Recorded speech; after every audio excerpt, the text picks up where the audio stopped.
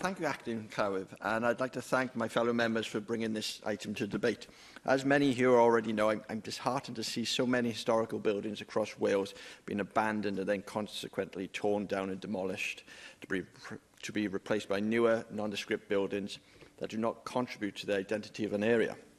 Removing such buildings as former churches and chapels ultimately changes our urban landscape and, in my mind, is having a negative effect on the way we relate and identify ourselves with the place we live.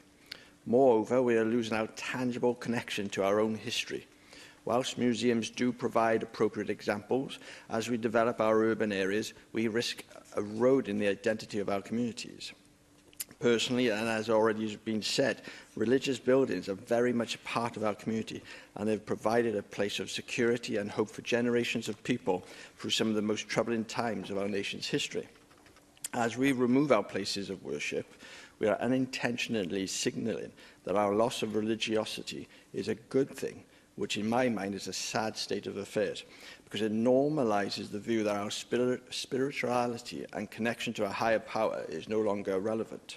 In my home village of Llantwrdfadra, the Bethesda Calvinistic Methodist Chapel, the green corrugated iron St Andrew's Church are now but distant memories, and I'll never forget Trinity Calvinist Methodist Chapel and the impact that it had on me when I drove around the corner one day to see the building that had been in my community since 1913 was, without warning to the rest of us in the village, just a pile of bricks on the ground. As all of these buildings contributed to the history of my village and shaped it in one way or another.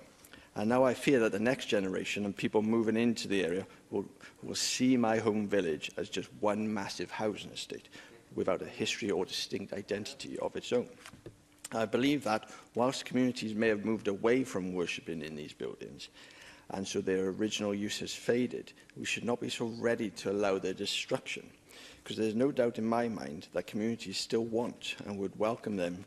being saved and repurposed, still serving the community in the spirit in which they were built. I would also argue that organisations that own these religious buildings will welcome their reuse and rather than their demolition, and would be willing to offer their help and services to do so in one way or another. And with this in mind, I want to emphasise that as a nation that recognises the importance of well-being of our communities, we need to do more to help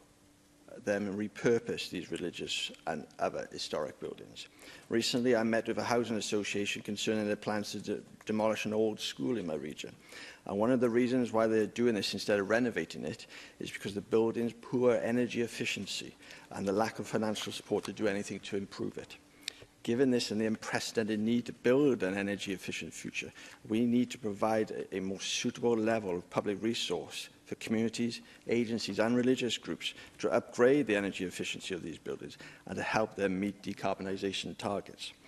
Finally, as has already been mentioned, I think that given the value of religious buildings to the community and their potential value to tourism, such as pilgrimage routes and historic trails, we should be providing clear evidence and support that communities can repurpose or rejuvenate their religious buildings and enable them to continue to serve their communities before any more are lost. Thank you, Acting Clywyd, and I would urge my fellow members to support this motion. Thank you.